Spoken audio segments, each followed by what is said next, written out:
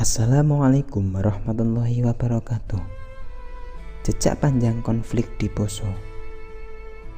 Awal mulanya, bahkan di kawasan ini pula sempat terjadi konflik komunal yang melibatkan kelompok agama seperti Islam dan Kristen. Salah satu jurnal mengenai konflik di Poso menyebut pertama kali konflik komunal terjadi pada 24 Desember tahun 1998. Insiden saat itu terjadi karena pertikaian antara pemuda yang kebetulan berbeda agama, tapi lantas memunculkan sentimen keagamaan yang cukup tajam antara umat Islam dan Kristen lantaran bertepatan dengan momen perayaan Natal dan Ramadan yang bersamaan. Isu tersebut berkembang sedemikian rupa hingga akhirnya mengakibatkan perpecahan. Namun begitu, Komnas HAM pada saat itu meyakinkan bahwa kerusuhan yang muncul bukan disebabkan karena ketegangan antara agama atau etnis tertentu. Ketegangan lain menyusul bertahun. Kemudian pada April hingga Mei 2000, konflik disulut pertikaian antara pemuda Muslim yang mengaku diserang kelompok pemuda Kristen. Kemudian aksi saling balas pun mewarnai bulan-bulan tersebut. Akibatnya, kekerasan pun meningkat pada periode itu, hingga akhirnya aparat kepolisian mendatangkan pasukan brigade mobil atau Brimob dari Palu. Sepanjang ketegangan antara Mei 2000 hingga Desember 2001 disebut bahwa fenomena konflik mengarah pada perang saudara sehingga membuat kekacauan berkepanjangan.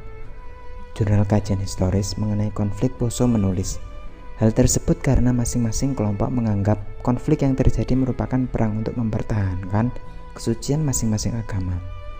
Melalui isu agama pula, eskalasi konflik pun meluas. Salah satu upaya perdamaian yang untuk meredam api di Poso kala itu adalah Deklarasi Damai Malino I pada Desember 2001. Langkah itu inisiatif pendeta atau Bondo yang kemudian dieksekusi Yusuf Kala, yang kala itu menjabat Menteri Koordinator Kesejahteraan Masyarakat. JK sapaan akrab Kala ditunjuk menjadi pemimpin mediator. Saat itu ia mengutarakan bahwa akar konflik bukanlah disebabkan perseteruan antar agama, melainkan unsur politik. Salah satu hasil pertemuan juga meminta semua pihak untuk menjaga suasana damai, menghilangkan fitnah, dan menegakkan sikap saling menghormati.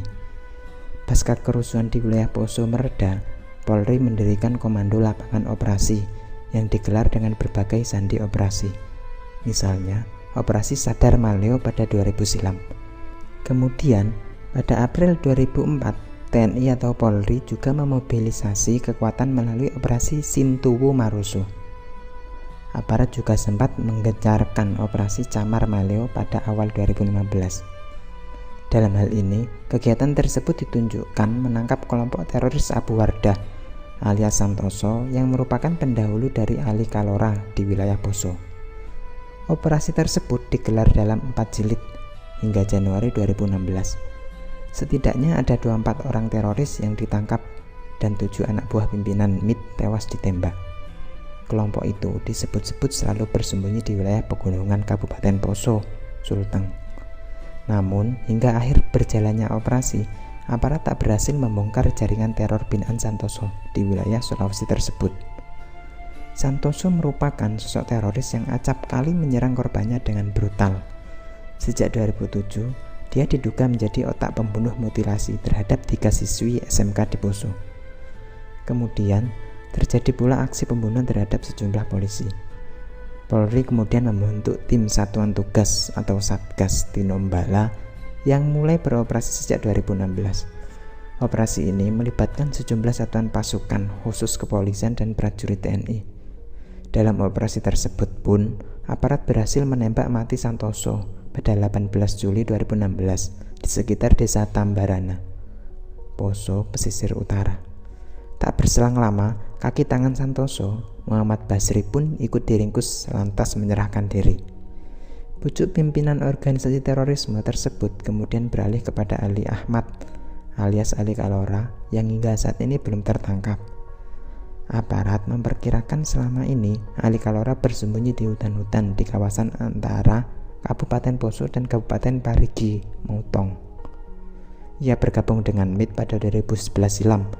Tak berselang lama, Ali langsung terlibat serangkaian aksi teror di wilayah Poso, Sulawesi Tengah. Operasi Tinombala masih berlanjut meski sudah 4 tahun gagal meringkus kelompok MIT Poso tersebut. Setidaknya masih ada 11 buronan termasuk Ali Kalora yang menjadi pekerjaan rumah bagi satuan tugas itu. Polri telah memperpanjangkan masa kerja satuan tugas atau Satgas dalam operasi Tinombala hingga akhir tahun 2020. Perpanjangan tim pengejaran kelompok teroris ini dilakukan usai masa operasi berakhir pada 30 September lalu. Terakhir, Kapolri Jenderal Idam Aziz memerintahkan anggotanya untuk menembak mati kelompok Mujahidin Indonesia Timur atau MIT pimpinan Ali Kalora jika melawan saat ditangkap. Instruksi ini merespon tindakan keji yang diduga dilakukan kelompok tersebut terhadap satu keluarga di Sigi beberapa waktu lalu. Jadi, pelajaran yang bisa kita ambil dari tragedi peristiwa konflik Poso adalah dapat dijadikan landasan untuk lebih menanamkan nilai-nilai nasionalisme dan kebangsaan kepada para siswa untuk saling menghargai dan menghormati perbedaan dari keanekaragaman bangsa serta agama yang ada di Indonesia, sehingga konflik perpecahan dapat dihindari dari awal.